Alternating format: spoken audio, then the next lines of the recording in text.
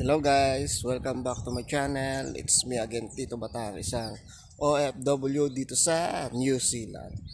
So for today's video guys ay meron akong kadil ng Hot Wheels guys. Ang Hot Wheels na ito ay mga rare, pero 2 piraso lang guys. Yung Hot Wheels na Optimus Prime at saka Fast and Furious na black. So ang benta nito sa market ay $3.50. So dahil wala akong makitang ganon, meron na ako nakita dito sa amin malapit na marketplace. Ang bili niya, ang pinagbebenta niya sa akin ng $5 isa. So dalawa yung binili ko at $10 ang kabuuan. So narito ko ngayon sa labas at nag-aantay. Lalabas siya.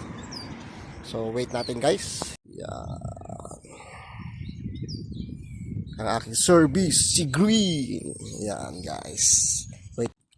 At eto guys, nakuha na natin ang ating kadil na 2 Hot Wheels.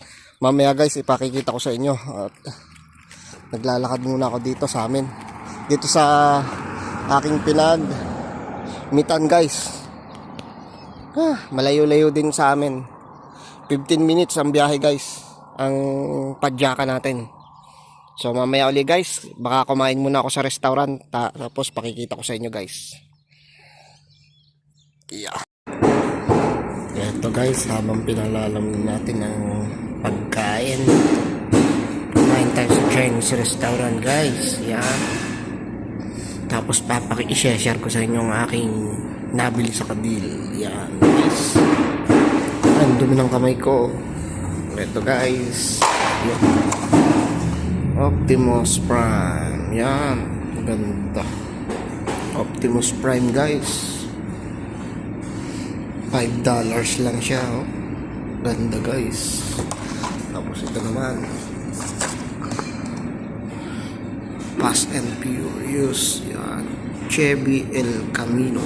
Yan, $5 lang siya guys.